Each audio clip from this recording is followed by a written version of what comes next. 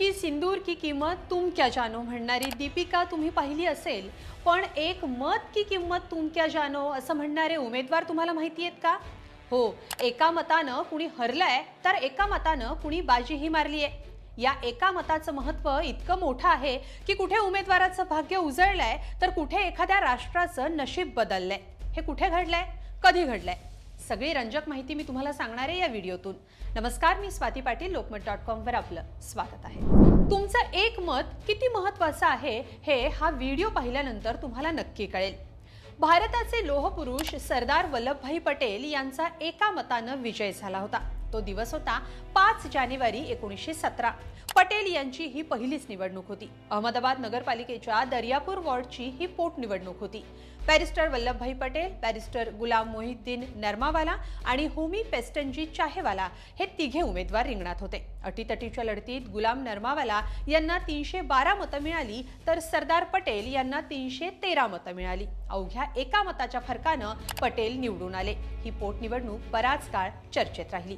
तर एका मताच्या फरकानं हरलेली एक निवडणूक जी भारतीय राजकारणातला एक ऐतिहासिक क्षण म्हणून ओळखली जाते, कारण या निवडणुकीनं देशातलं सरकार पाडलं होतं. ती निवडणूक होती 1999ची युती सरकार विरोधातली. अटल बिहारी वाजपेयी यांचं सरकार अवघ्या एका मतानं विश्वासदर्शक ठराव हरलं होतं आणि त्यांचं सरकार कोसळलं होतं. जयललितांच्या AIADMKनं पाठिंबा काढल्यानं संसदेत अविश्वास ठरावावर मतदान झालं. सरकारच्या पारड्यात 269 मतं आली तर विरोधकांनी 270 मतं मिळवत ही बाजी जिंकली. 1999ची ही निवडणूक युतीचं सरकार पाडून UPAचं सरकार आणण्यात महत्त्वाची खेळी ठरली होती. राजस्थानमध्ये अवघ्या एका मतानं एका नेत्याचं मुख्यमंत्री होण्याचं स्वप्न भंगलं होतं. ते नेते होते काँग्रेसचे CP जोशी. 2008 साली राजस्थानच्या विधानसभा निवडणुकीत काँग्रेसचे CP जोशी मुख्यमंत्री पदाच्या शर्यतीत होते तर त्यांच्या विरोधात कल्याण सिंह होते. या निवडणुकीत CP जोशींना 62,215 मतं मिळाली होती तर विरोधी कल्याण सिंह यांना 62,216 मतं मिळाली होती. विशेष म्हणजे महत्त्वाच्या असलेल्या या निवडणुकीत CP जोशींच्या आई, पत्नी आणि ड्रायव्हरनं मतदानच केलं नव्हतं. एका मताच्या फरकानं CP जोशींना फटका बसला आणि ते मुख्यमंत्री होता राहिले. एका मताचा फटका देशातच नाही तर परदेशातही बसल्याचा इतिहास आहे. अवघ्या एका मतानं अमेरिका राष्ट्राचा राष्ट्राध्यक्ष ठरला होता. ही निवडणूक झाली होती 1876 साली.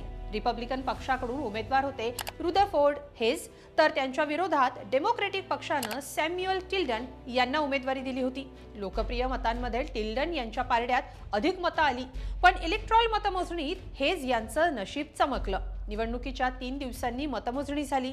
यात सॅम्युअल टिल्डन यांना 184 मतं मिळाली तर रुदरफोर्ड हेज यांना 185 मतं मिळाली. अवघ्या एका मतानं रुदरफोर्ड हेज अमेरिकेचे राष्ट्राध्यक्ष झाले.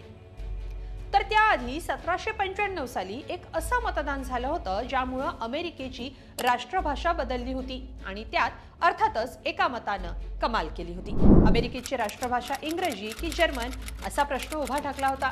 अमेरिकेच्या उच्चभ्रू समाजातल्या अनेक लोकांचा जर्मनीशी संबंध असल्यानं जर्मन ही अमेरिकेची राष्ट्रभाषा व्हावी अशी मागणी होत होती, तर स्थानिकांच्या मते इंग्रजी हीच राष्ट्रभाषा असायला हवी असं मत होतं.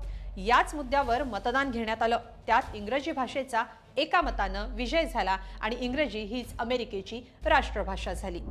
अमेरिकेसारखं फ्रान्समध्येही एका मताचा मोठा परिणाम झाला. 1875 साली एका मतामुळं फ्रान्समध्ये जे घडलं त्यामुळं फ्रान्सचं भविष्यच बदललं. एका मतामुळं राजाच्या हातात जाणारा कारभार लोकांच्या हातात आला. म्हणजे काय झालं सांगते. तो दिवस होता 30 जानेवारी 1875. फ्रान्सच्या विधान भवनात एक घटनात्मक दुरुस्ती मांडण्यात आली, जिला वॉलन अमेंडमेंट म्हटलं जातं. हा बदल झाला तर कायद्यानं फ्रान्सला प्रजासत्ताक बनण्याची संधी मिळणार होती. त्यासाठी यावर मतदान घेतलं गेलं. सभागृह 2 मतांमध्ये विभागलं गेलं.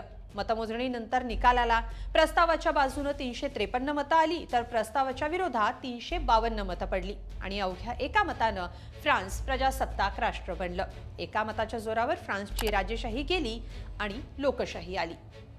2004 साली कर्नाटक विधानसभेतही एका मताची किंमत एका मोठ्या नेत्याला मोजावी लागली.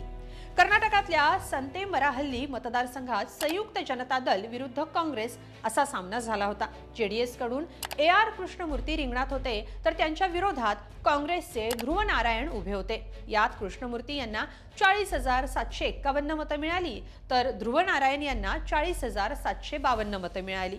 अवघ्या एका मतानं कृष्णमूर्ती ही निवडणूक हरले होते. नंतर आलेल्या माहितीनुसार कृष्णमूर्ती यांच्या ड्रायव्हरनं मतदान केलं नव्हतं आणि त्या एका मतानं कृष्णमूर्ती हरले होते. असा हा एका मताचा वेगवेगळ्या निवडणुकीत समोर आलेला हा इतिहास होता. त्यामुळे इथून पुढं मतदानाला जाताना हा विचार नक्की करा. काय माहित, तुमच्या एका मतानं एखाद्याचं नशीब उघडू शकतं. ही माहिती तुम्हाला कशी वाटली आणि कमेंटमध्ये या व्हिडिओबद्दल तुमचं काय मत आहे लिहायला विसरू नका आणि lokmat.com ला सबस्क्राईब करायलाही विसरू नका. धन्यवाद.